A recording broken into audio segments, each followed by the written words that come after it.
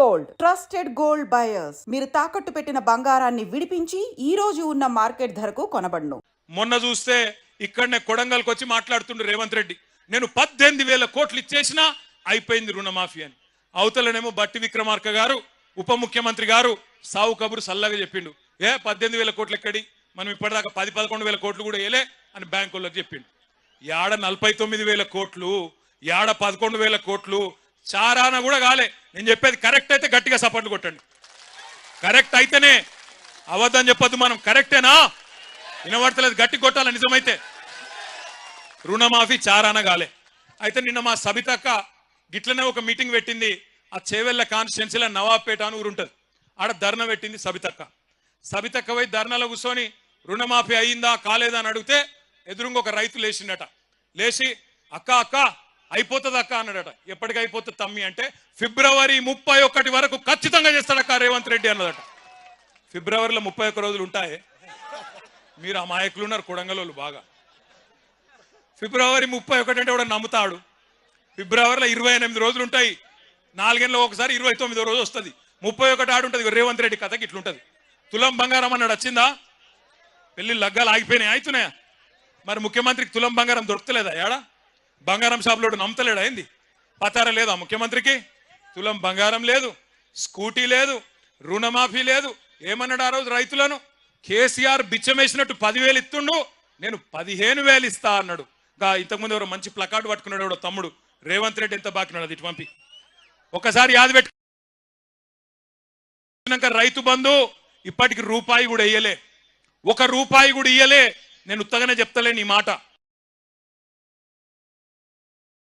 ఎలక్షన్లకు ముందు కేసీఆర్ గారు ముఖ్యమంత్రిగా ఉన్నప్పుడు ఆనాడు మీరు యాద్ చేసుకోండి ఒక్కసారి, కేసీఆర్ గారు 12 సార్లు ఇచ్చిండు రైతు బంధు. ఒకసారి కాదు, 2 సార్లు కాదు, 12 సార్లు 73,000 కోట్ల రూపాయలు టింగు టింగు అనుకుంటా బ్రహ్మాండంగా మన ఖాతాలో పడుతుండే. అట్లనే కరెక్ట్ గా మన ఎలక్షన్ ముందు కూడా, అసెంబ్లీ ఎలక్షన్ల ముందు కేసీఆర్ గారు 7,600 కోట్ల రూపాయలు జమ చేసి పెట్టిండు. పెడితే ఇదే రేవంత్ రెడ్డి ఉత్తరం రాసిండు ఎలక్షన్ కమిషన్ కు. రాసి కేసీఆర్ ఇచ్చిన రైతు బంధు వేస్తే మళ్ళా రైతులు ఆయనకే గుద్దుతారు, నేను కొడంగల్లో కూడా ఓడిపోతా, మా పార్టీ ఓడిపోతుంది, మళ్ళా గెలవది, ఆపు అన్నాడు. వాళ్ళు ఆపినరు. ఇక బడేబాయి చోటేబాయి కదా, చోటేబాయి చెప్పిండు, బడేబాయి విన్నాడు, ఆపేసిండు. ఆపినాక ఏమైంది? ఆపినాక అదే పైసలు రేవంత్ రెడ్డి ముఖ్యమంత్రి అయ్యిండు. అయినాక మరి వెంటనే ఇయ్యాలి కదా, ఇయ్యలే. 4 నెలలు ఆ పైసలు, కేసీఆర్ ప్రభుత్వం దాపెట్టిన పైసలు 4 నెలలు సతాయించి ఎప్పుడు ఇచ్చిండు? మళ్ళా పార్లమెంట్ ఎలక్షన్లప్పుడు. ఒకప్పుడు ఓట్లు డబ్బల పడాలి కాబట్టి నోట్లు మీ అకౌంట్లో వేసిండు. అది కూడా ఏంది, పాత పైసలే. 5,000 ఇచ్చిండు తప్ప 7,500 ఇయ్యలే. కాబట్టి మొదటి పంట బాకీ 2,500 రూపాయలు, ఎకరానికి 7,500 ఇస్తా అన్నాడు, 5,000 ఇచ్చిండు ఆనాడు డిసెంబర్ 23లో. ఆ తర్వాత వానకాలం వచ్చింది, రైతు బంధు ఇచ్చిండు. ఆ వానకాలం రైతు బంధు ఇచ్చిండు, అయ్యలేదా? ఇయ్యలేదు, ఎగ్గొట్టిండు. మరి అది బాకీ ఉన్నాడు కదా, ఎకరానికి 7,500, అది కూడా బాకీ ఉన్నాడు. 7,500 పాత బాకీ, 2,500, 10,000 బాకీ. మళ్ళా ఇప్పుడు మళ్ళా పంట వచ్చింది, మళ్ళీ నాట్లేసే టైం వచ్చింది. ఇప్పుడు ఎంత ఇవ్వాలి? మళ్ళీ ఇప్పుడు మళ్ళీ 7,500 ఎకరానికి ఇవ్వాలి. కాబట్టి రేవంత్ రెడ్డి మనకు మొత్తం ఉన్న బాకీ ఎంత ఎకరానికి? ఎంత? ఏమి కొడంగలోళ్ళు హుషారు లేరువా? ఎకరానికి 17,500 రూపాయలు బాకీ ఉన్నాడు.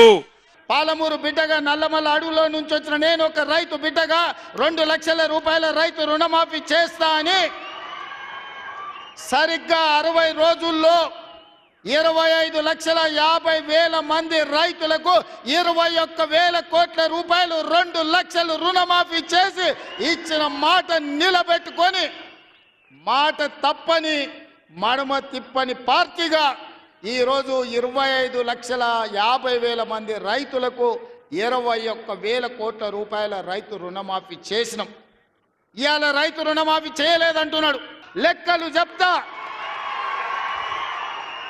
ఏ ఊర్లో, ఏ తండాలో, ఏ గూడెంలో ఏ రైతుకి ఎంత రుణమాఫీ చేసిందో 25,50,000 మంది రైతుల వివరాలు శాసనసభలో పెడతా. 21,000 కోట్ల రూపాయలు ఎవరి ఖాతాలో వేసిందో నేను లెక్క చెప్తా. నీకు చిత్తశుద్ధి, నీకు నిజాయితీ ఉంటే రా, వచ్చే అసెంబ్లీలో నువ్వు మాట్లాడు, అడుగు. అదేవిధంగా ఆనాడు నువ్వు 5,000 రూపాయలు సంవత్సరానికి రైతు బంధు కింద 10,000 ఇస్తే నేను ఎన్నికల్లో 15,000 ఇస్తా అని చెప్పిన. కానీ ఏ రోజు కూడా చంద్రశేఖర్ రావు గారు మనం అప్పుల్లో లేము, మనం ధనిక రాష్ట్రం, మన దగ్గర సంచుల కొద్దీ గుమ్మీల కొద్దీ రూపాయలు ఉన్నాయని అబద్ధాలు చెప్పిండు. వచ్చి చూస్తే గుమ్మీలు ఖాళీలు ఉన్నాయి, గుమ్మి కింద పందికొక్కులాగా కేసీఆర్ కుటుంబం మొత్తం తిని కూసున్నది. అయినా అధైర్యపడకుండా 15,000 బదులు ఆనాడు నువ్వు ఇచ్చిన 10,000 ఎగ్గొట్టిన 10,000 కాకుండా ఇవాళ 12,000 రూపాయల సంవత్సరానికి రైతులకు ఇవ్వాలని రైతు భరోసా కార్యక్రమాన్ని జనవరి 26 తారీఖు నాడు ప్రారంభించుకున్నాం. మార్చి 31 లోపల ప్రతి ఎకరాకు వ్యవసాయ యోగ్యమైన భూమికి ఎకరాకు 6,000 చొప్పున మీ ఖాతాలో వేసే పూచి నాది అని నేను ఈ వేదిక మీద నుంచి చెప్పదలుచుకున్నా. కోసం ఎదురు చూస్తారట ప్రజలందరూ బాధపడుతున్నారట. అయ్యా చంద్రశేఖరరావు గారు, 4 కోట్ల ప్రజలు ఎవ్వరు బాధపడతలేరు.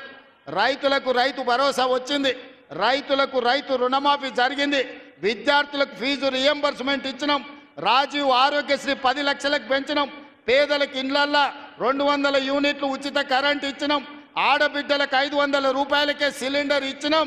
అదేవిధంగా ఆడబిడ్డలకు ఆర్టీసీలో ఉచితంగా బస్సు ప్రయాణం ఇచ్చినాం. 120 కోట్ల మంది ఆడబిడ్డలు ఈరోజు తెలంగాణ రాష్ట్రంలో ఉచిత బస్సు ప్రయాణం చేస్తున్నారు. దానికి 4,000 కోట్ల రూపాయలు ఖర్చు పెట్టినాం.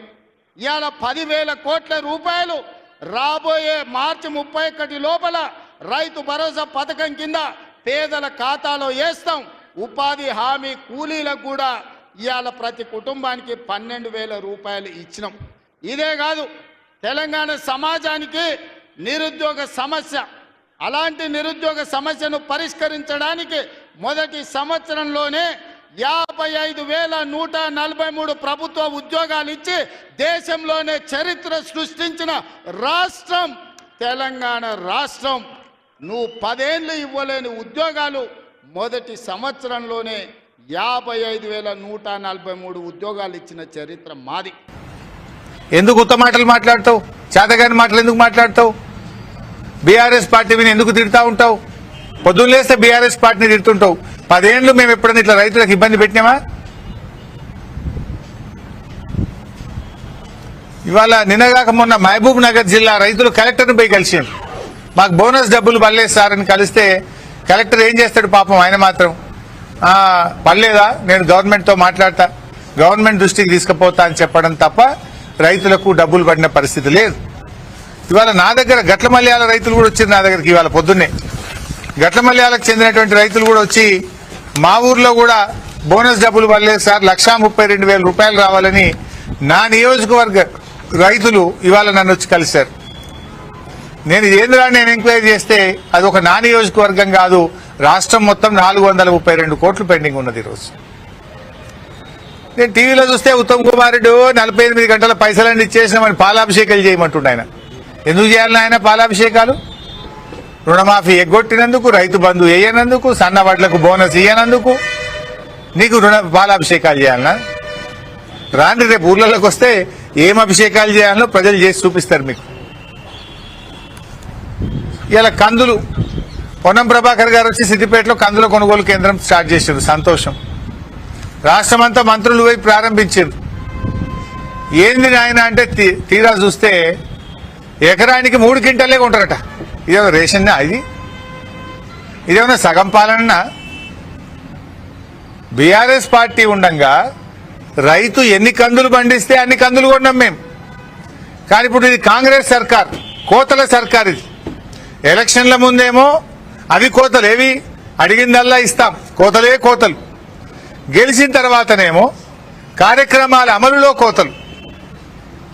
ఇప్పుడు ఏంది, ఎకరానికి జనరల్ గా కందులు 6 క్వింటాల నుంచి 10 క్వింటాల దాకా పండుతాయి రైతులకు. మంచిగా పంటే 10 క్వింటాలు పండుతాయి, తక్కువ 6 క్వింటాలు పండుతాయి. కానీ కాంగ్రెస్ వాళ్ళు ఏం చెప్తున్నారంటే, మీరు పాస్బుక్ తీసుకురాండి, వ్యవసాయ శాఖ అధికారులు నువ్వు ఎకరం పండించినవా సర్టిఫికేట్ ఇవ్వాలి. ఆ సర్టిఫికేట్ ఎకరం పండిస్తే 3 క్వింటాలే కొంటాం, మరి మిగతా 3 క్వింటాలు ఏడమ్ముకోవాలి?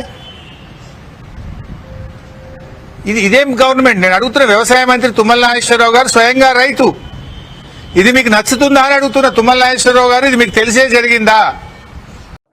అరే ఇన్ని ఆర్థిక ఇబ్బందులున్నా మేము ఆలోచన చేశాం. ఎట్టి పరిస్థితుల్లో ఈ రాష్ట్రంలో వ్యవసాయానికి యోగ్యమైనటువంటి ప్రతి ఎకరాకి రైతు భరోసా ఎటువంటి షరతులు లేకుండా ఇవ్వాలని రాష్ట్ర మంత్రి మండలి నిర్ణయం తీసుకుని ప్రకటించాం. పంట పండించడానికి ఇచ్చేటువంటి ప్రోత్సాహాన్ని ఎట్టి పరిస్థితుల ఆపం. పంటకు యోగ్యత అయినటువంటి ప్రతి వ్యవసాయ ఎకరానికి ప్రతి కుటుంబానికి మేము రైతు భరోసా ఇస్తామని చెప్పి చాలా స్పష్టంగా నిన్న ప్రకటించడమే కాదు, సంక్రాంతి నుంచి ఈ ప్రక్రియను మొదలుపెట్టి భారత రాజ్యాంగం బాబాసాహెబ్ అంబేద్కర్ ఈ దేశ ప్రజాస్వామ్య పునాదులు నిలబెట్టి రాజ్యాంగాన్ని అమలు తీసుకొచ్చిన జనవరి 26 నుంచి పంపిణీ చేసే కార్యక్రమాన్ని మీరు కాదు, మీకు సంబంధించిన వందల వేల మంది వచ్చి అడ్డు నిలబడిన రైతు భరోసా పంపిణీ చేస్తాం, చేసి చూపిస్తాం.